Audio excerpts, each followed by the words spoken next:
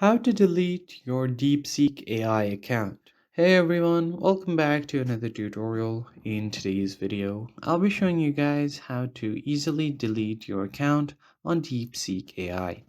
But before getting started, don't forget to hit the like button down below and subscribe to the channel. Now let's jump right into it.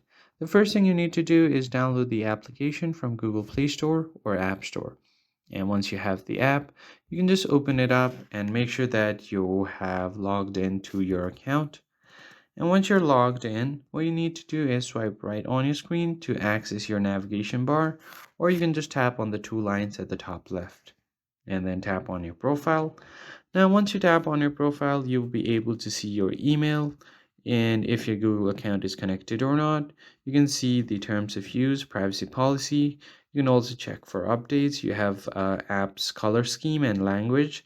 And finally, right at the bottom, you have an option to delete account. So just tap on delete account.